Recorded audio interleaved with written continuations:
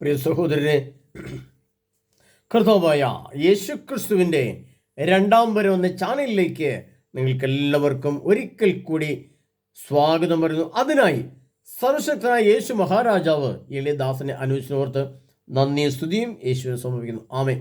പ്രിയപ്പെട്ടവരെ, അന്തിമ ഉപദേശങ്ങൾ എന്ന് പറഞ്ഞുകൊണ്ട് കഴിഞ്ഞ വീഡിയോ നിങ്ങൾ കണ്ടിട്ടുണ്ട്. കുറേ 1200 ആളുകൾ കണ്ടിട്ടുണ്ട്. ഇന്ന് ഒരു ചെറിയ വീഡിയോ ഇടുന്നത് ക്ലാസ് ആയിട്ട് ഇടാൻ വേണ്ടിയിട്ടല്ല, മറ്റു ചില കാര്യങ്ങൾ നിങ്ങളെ അറിയിക്കാൻ വേണ്ടിയിട്ടാണ്. ഉദാഹരണം പറഞ്ഞാൽ, ഇതിനകത്ത് കമൻ്റ് രൂപത്തിൽ കണ്ടത് യേശുവിൻ്റെ പരസ്യ പ്രത്യക്ഷീകരണം എന്നാണ്.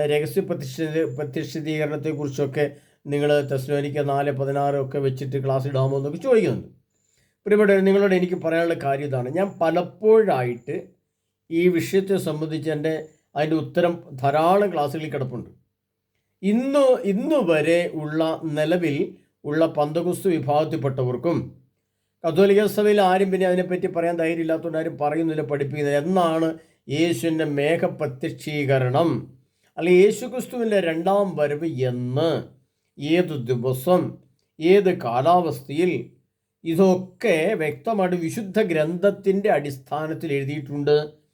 അത് പന്തകുസ്തുവാദിപ്പെട്ടവരൊക്കെ അത് സഭ ഇപ്പോൾ എടുക്കപ്പെടും, യേശുവിൻ്റെ ആദ്യത്തെ വരവ് അങ്ങനെയാണ്, അതിനുശേഷമാണ്, പിന്നീടാണ് ഗോഗ് മാഗോഗ് എന്നൊക്കെ പറഞ്ഞ് ഒരുപാട് പഠനങ്ങളാണ് നടക്കുന്നതിനകത്ത്. ഒരുപാട് പഠനങ്ങളും ഒരുപാട് തെറ്റിദ്ധാരണകൾ, ഒരു തെറ്റായ ക്ലാസ്സുകളൊക്കെ ധാരാളം നടക്കുന്നുണ്ട് ഇതിനകത്ത്.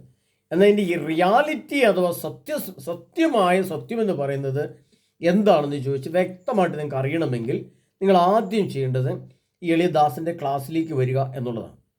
കാരണം ഇതിനകത്ത് ഒരു 2 പേര് സംശയം ചോദിച്ചു, 2 പേർക്ക് വേണ്ടി മറുപടി ഇട്ട് കഴിയുമ്പം പിന്നെ 2 മാസം കഴിയുമ്പോൾ 4 പേര് അതേ ചോദ്യത്തിൻ്റെ ഉത്തരം തന്നെ വീണ്ടും ചോദിക്കും. ഇതെങ്ങനെ ചോദിക്കും.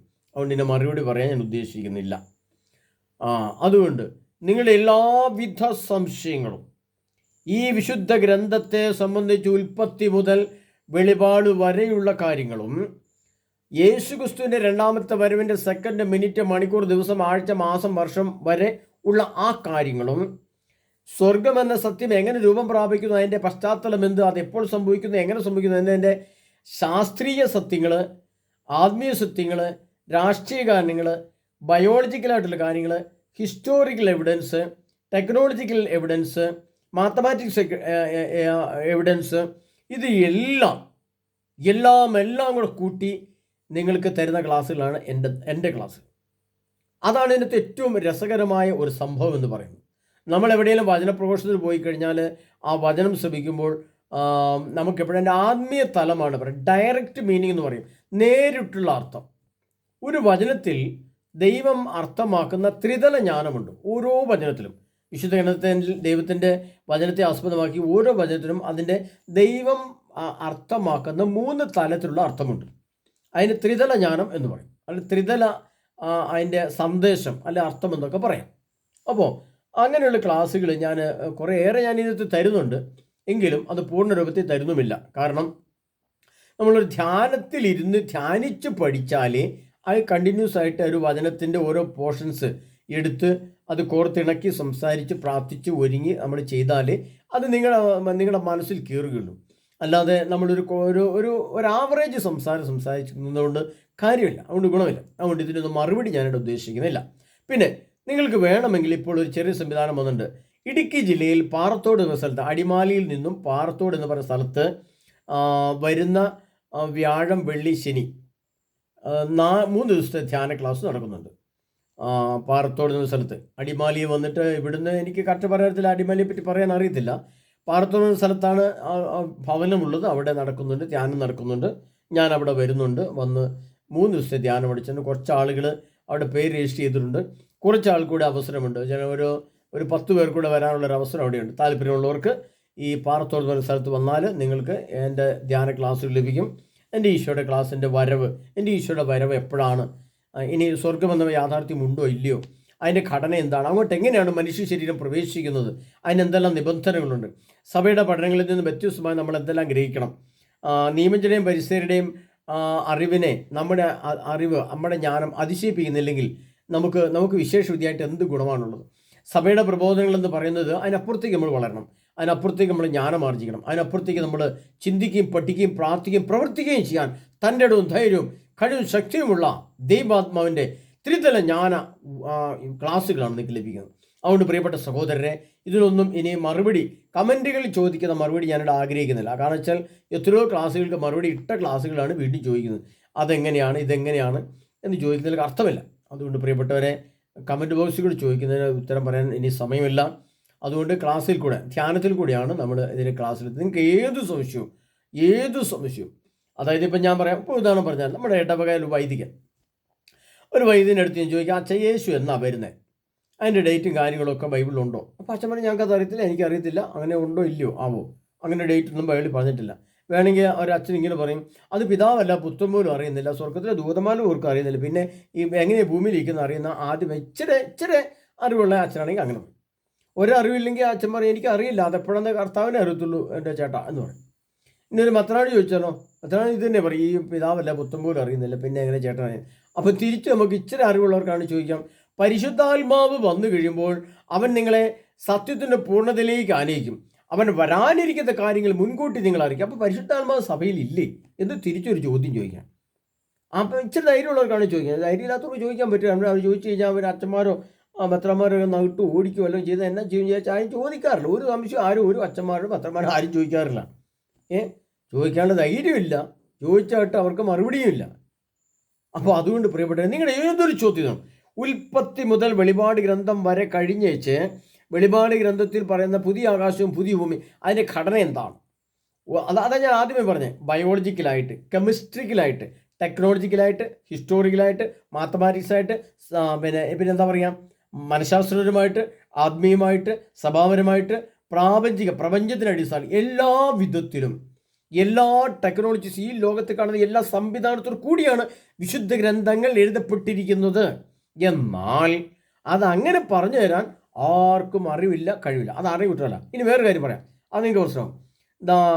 സക്രിയ പറഞ്ഞ പുസ്തകത്തിൽ അവർ കവിണക്കല്ല് വിഴുങ്ങുകയും ചവിട്ടി മെതിക്കുകയും ചെയ്യുന്ന വചനമുണ്ട്. ഈ കവിണക്കല്ല് എന്ന് പറഞ്ഞാൽ ദാവീദും ഗോലിയാത്തും തമ്മിലുള്ള യുദ്ധത്തിൽ ദാവീദ് ഈ കവിണക്കല്ല് തെറ്റാലി പോലത്തെ സാധനമാണ്, ഇങ്ങനെ തെറ്റാലി എന്ന് പറയും, ഇങ്ങനെ വലിച്ചിട്ട് ഇങ്ങനെ വിടും. അപ്പോൾ ഇതിനകത്തൊരു കല്ല് വെച്ചിട്ടുണ്ടോ, കല്ല് പോയി നെറ്റി തറച്ചിട്ട് ഗോലിയത്ത് വീണു. അതാണ് കവിണക്കല്ല്.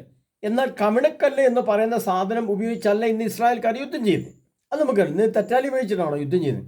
അപ്പോൾ അതിന് തത്തുല്യമായ അതിൻ്റെ ആശയത്തെ ഉൾക്കൊള്ളുന്ന ആ ടെക്നോളജി ഉൾക്കൊള്ളുന്ന ഒരു വചനമാണ് സക്രബനോസ് പറയുന്നത്. അതിങ്ങനെ എഴുതിക്കുന്നത് അതിന് ഇന്ന് പറയുന്ന പേരാണ് അയൺ ഡോം.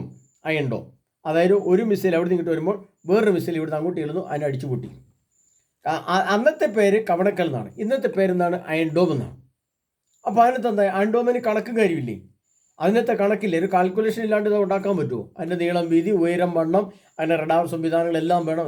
അപ്പോൾ അന്നത്തെ കവണക്കൽ എന്താണ്, ഇന്നത്തെ അയൺ ഡോമാണ്. അപ്പോൾ ഇന്നത്തെ അയൺ ഡോമിനെ കുറിച്ച് അന്ന് എഴുതി വെച്ചതെന്നാണ്, അവർ കവണക്കല്ല് വിഴുങ്ങുകയും ചവിട്ടി മെതിക്കുകയും ചെയ്യുന്നതാണ്. ചവിട്ടി മെതിക്കാവുന്നത് എന്താണ്, യുദ്ധ ടാങ്കുകളാണ്. മുമ്പോട്ടും പുറകോട്ടും കുതിര മുന്നോട്ടും പുറകോട്ടും പോകുന്ന പോലെ യുദ്ധ ടാങ്ക് അല്ലെങ്കിൽ ഇസ്രായേലിൻ്റെ ഡൂബി എന്ന് പറയുന്ന ആ ബുൾഡോസറൊക്കെ കയറി വന്നാൽ സ്ഥിതി നമ്മൾ കേൾക്കുന്നുണ്ട്. അത് മുന്നോട്ടും പുറകോട്ടും പോകുന്ന ഒരു കെട്ടോ ഒരു ഏരിയ ഒന്നും ഉണ്ടാകില്ല. അത്തരം ഭീമാകാരമായ യന്ത്രങ്ങളാണ് ഇതെല്ലാം. അതിന് യന്ത്രമുട്ടി എന്ന് എസെക്കിയേൽ പ്രൊനൗൺസ് ചെയ്തിട്ടുണ്ട്. അന്നത്തെ യന്ത്രമുട്ടിയാണ് ഇന്നത്തെ JCB അഥവാ യുദ്ധ ടാങ്കുകൾ. അപ്പോൾ ഇതിങ്ങനെ അതിൻ്റെ ശാസ്ത്രീയം, പിന്നെ ഇതിൻ്റെ അതിനകത്ത് കണക്കില്ലേ, ഒരു വസ്തുവിന് എത്ര ഭാരം ഉണ്ടാവണം എല്ലാം ഉണ്ട്. അതിൻ്റെ ഹിസ്റ്റോറിക്കലായിട്ട് ചരിത്രപരമായ കാര്യങ്ങളുണ്ട്. അപ്പോൾ ആ ചരിത്രകാലത്ത് 2000-3000 വർഷങ്ങൾ മുമ്പ് ആ ചരിത്രം നിലവിലിരിക്കുമ്പോൾ എഴുതപ്പെട്ട വചനങ്ങൾ ഇന്ന് യന്ത്രങ്ങളായിട്ട് മാറിയിട്ടുണ്ട്. അങ്ങനെ കുറേയേറെ ഈ ലോകാസന യന്ത്രത്തിലൂടെ പറഞ്ഞൊരു ക്ലാസ് തന്നെ, ഒരു ധ്യാന ക്ലാസ് തന്നെ എനിക്ക് നിങ്ങളോട് സംസാരിക്കാനുണ്ട്. അപ്പോൾ ഇങ്ങനെ പിന്നെ ഇങ്ങോട്ട് വന്നു കഴിഞ്ഞാൽ എല്ലാവിധ ആത്മീയ ടെക്നോളജി, ആത്മീയ തലങ്ങളും ഉൾക്കൊള്ളുന്നതാണ് ദൈവവചനം. അതിനെപ്പറ്റി നമ്മൾ ചുരുങ്ങിയ രീതിയിൽ സംസാരിച്ചിട്ട് കാര്യമില്ല. അപ്പോൾ അതിൻ്റെ ആ സിസ്റ്റമാറ്റിക്കായിട്ട് തന്നെ നമ്മൾ കേൾക്കണം. അതുകൊണ്ട് പ്രിയപ്പെട്ട സഹോദരങ്ങളെ, നിങ്ങൾ താല്പര്യമുള്ളവരെ എൻ്റെ ക്ലാസ്സിൽ സംബന്ധിച്ചാൽ നിങ്ങളുടെ എല്ലാ സംശയവും, ഈ ലോകത്ത് ആർക്കൊക്കെ എന്തെല്ലാം സംശയമുണ്ടോ അതെല്ലാ സംശയവും മാറിപ്പോവും. പിന്നീട് ഒരു സംശയം ഇല്ലാത്ത അവസ്ഥയിലേക്ക് നിങ്ങൾ മാറ്റപ്പെടുകയും ചെയ്യും. പിന്നെ തർക്കിക്കാൻ വേണ്ടിയിട്ട് താല്പര്യമുള്ളവർക്ക് വന്നു കഴിഞ്ഞാൽ ചുമ്മാ കൂടെ തർക്കിച്ചു പോകുന്നുള്ളതല്ലാണ്ട് അവർക്കൊന്നും നേടാൻ പറ്റില്ല. അത്രേ ഉള്ളൂ. തർക്കിക്കുന്ന മനഃപൂർവ്വം തർക്കിക്കുന്നവർക്ക് തർക്കിക്കാൻ ഒഴിവായി പോകും, അത്രേ ഉള്ളൂ. അതുകൊണ്ട് ആത്മീയ തലത്തിലൊരു ഗുണവും കിട്ടില്ല. അതുകൊണ്ട് അടിമാലി എന്ന സ്ഥലത്ത് പാറത്തോട് എന്ന ആ പ്രദേശത്ത് വരുന്ന 14, 15, 16 തീയതികളിൽ ധ്യാനം നടക്കുകയാണ്. വരുന്ന വ്യാഴം, വെള്ളി, ശനി അവിടെയാണ് ധ്യാനം നടക്കുന്നത്. താല്പര്യമുള്ളവർക്ക് എൻ്റെ ഫോൺ നമ്പറിൽ നിങ്ങൾക്ക് ബന്ധപ്പെടാവുന്നതാണ്. എൻ്റെ ഫോൺ നമ്പർ, മറ്റൊരു ഫോൺ നമ്പർ കൂടെ നിങ്ങൾക്ക് തരാം. അത് നിങ്ങൾക്ക് തരാൻ വേണ്ടി ഞാൻ ആഗ്രഹിക്കുന്നുണ്ട്. ആ ഫോൺ നമ്പർ കൂടെ നിങ്ങൾ കേട്ട് കഴിയുമ്പോൾ നിങ്ങൾ 2 ഫോൺ നമ്പർ കൂടെ കൂട്ടി നിങ്ങൾ മനസ്സിലാക്കി വിളിക്കാൻ പറ്റുമെങ്കിൽ വിളിക്കാം. അപ്പോൾ വിളിച്ചു കഴിഞ്ഞാൽ, ആ നമ്പറിൽ വിളിച്ചു കഴിഞ്ഞാൽ നിങ്ങൾക്ക് അതിൻ്റെ വിശദ വിവരങ്ങൾ നിങ്ങൾക്ക് തരുന്നതാണ്. അതുകൊണ്ട് പ്രിയപ്പെട്ടവരെ, നമ്മൾ വ്യക്തമായിട്ട് മനസ്സിലാക്കിക്കൊണ്ട് തന്നെ ഈ ക്ലാസ്സുകളിൽ സംബന്ധിക്കുക. വരുന്ന ദിവസങ്ങളിൽ നടക്കുന്ന ക്ലാസ്സുകളെ സംബന്ധിച്ച എല്ലാവിധ ജ്ഞാനം നിങ്ങൾക്ക് ലഭിക്കും. താല്പര്യമുള്ളവർക്ക് വരാവുന്നതാണ്. അപ്പോൾ എൻ്റെ ഫോൺ നമ്പർ തന്നിട്ട് 97 78 17 22 83. അതാണ് ആ ക്ലാസ്സിലെ എൻ്റെ നമ്പർ. മറ്റൊരു നമ്പർ തരേണ്ടതാണ്. ഞാൻ ഒരു മിനിറ്റ്, ആ നമ്പർ എടുത്തിട്ടില്ല. നിങ്ങൾ ഒരു മിനിറ്റ് വെയിറ്റ്, ഞാൻ എടുത്തുകൊണ്ട് വരാം.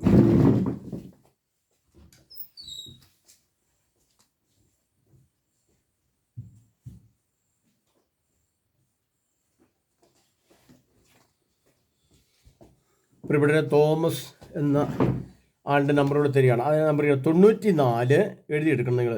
46 22 71 44.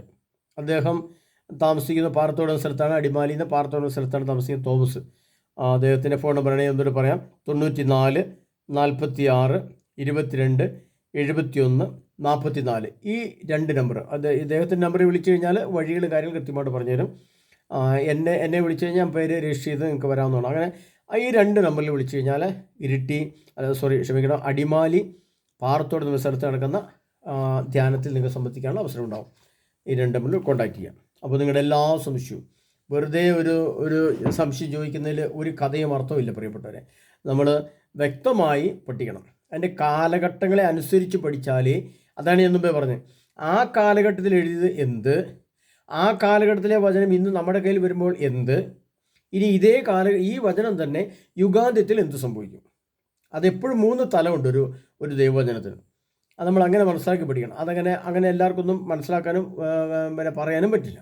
അപ്പോൾ നിങ്ങളുടെ എല്ലാ സംശയവും മാറിപ്പോകും. അത് പ്രത്യേകിച്ചും നിങ്ങൾ മനസ്സിലാക്കേണ്ടത് യേശു ക്രിസ്തുവിൻ്റെ 2ാമത്തെ വരവിൻ്റെ ഡേറ്റ്, അത് സെക്കൻഡ്, മിനിറ്റ്, മണിക്കൂർ, ദിവസം, ആഴ്ച, മാസം, വർഷം വരെ വളരെ വ്യക്തമായിട്ട്, വളരെ സുവ്യക്തമായിട്ട് നിങ്ങൾക്ക് ക്ലാസ് തന്ന് നിങ്ങളെ ഒരുക്കുന്നതാണ്.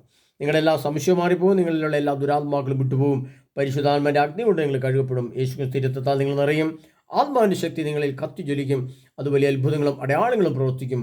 യേശുവിൻ്റെ വരവ്, ആ സമയത്തുള്ള അസ്വസ്ഥതകൾ നമ്മളിത് മാറിപ്പോകുന്നതിനും ക്രിസ്തുവിനോട് കൂടെ എന്നേക്കുമായി നിത്യജീവനിലേക്ക് പ്രവേശിക്കത്തക്ക വിധം നമ്മുടെ മനസ്സും ശരീരവും ആത്മാവും അതിൻ്റെ ഘടന രൂപാന്തരപ്പെടുത്തിയെടുത്ത് എന്തെല്ലാം പ്രശ്നങ്ങൾ പരിഹരിക്കണം, എന്തെല്ലാം കാര്യങ്ങൾ കൂട്ടിച്ചേർക്കണം, എന്തെല്ലാം പ്രാർത്ഥനകൾ വേണം, ഏതായിരിക്കണം നമ്മുടെ നിലപാട്, എങ്ങനെയായിരിക്കണം നമ്മുടെ അവസ്ഥകൾ എന്നതിനെ പറ്റി വ്യക്തമായി പഠിപ്പിക്കുന്ന ധ്യാന ക്ലാസ്സുകളാണ്. അതിനാൽ നിങ്ങൾ കഴിയുന്നിടത്തോളം ഇടുക്കി പ്രദേശത്തുള്ളവർക്കെല്ലാം വരാൻ പറ്റിയ സ്ഥലമാണത്. അതുകൊണ്ട് താല്പര്യമുള്ളവരെല്ലാം അങ്ങോട്ട് വരിക. അതിനായി നമ്മെ ഓരോരുത്തർ സമൃദ്ധമായി ഈശോനാഥൻ അനുഗ്രഹിക്കുമാറാട്ടെ. ആ ധ്യാന ക്ലാസ്സിൽ വരുവാൻ വേണ്ടി താല്പര്യമുള്ളവർ ഈ നമ്പറിൽ വിളിച്ചൊന്ന് വിളിക്കണം, ഒന്ന് കോൺടാക്ട് ചെയ്യണമെന്ന് ഞാൻ നിങ്ങളെ അറിയിക്കുകയാണ്. കാരണം എത്ര പേരുണ്ടെന്ന് അറിഞ്ഞിട്ട് വേണം അതിന് ബാക്കി കാര്യങ്ങൾ തീരുമാനിക്കാൻ. അവർക്കുള്ള ഭക്ഷണം, കിടപ്പും മറ്റു കാര്യങ്ങളൊക്കെ സംവിധാനം ചെയ്യേണ്ടതായിട്ടുണ്ട്. പ്രിയപ്പെട്ടവരെ, അതിനായി നമ്മെ ഒരു സമൃദ്ധമായി അനുഗ്രഹിക്കുമാറാട്ടെ. യേശുനാഥൻ നമ്മുടെ ഹൃദയത്തെയും മനസ്സിനെ ആത്മാവിനെ വിശുദ്ധി കൊണ്ട് നിറയ്ക്കുകയും യേശുവിനെ വരട്ട് വരിക നമ്മളെ അനുഗ്രഹിക്കുകയും ചെയ്യുമാറാട്ടെ. ആമേൻ.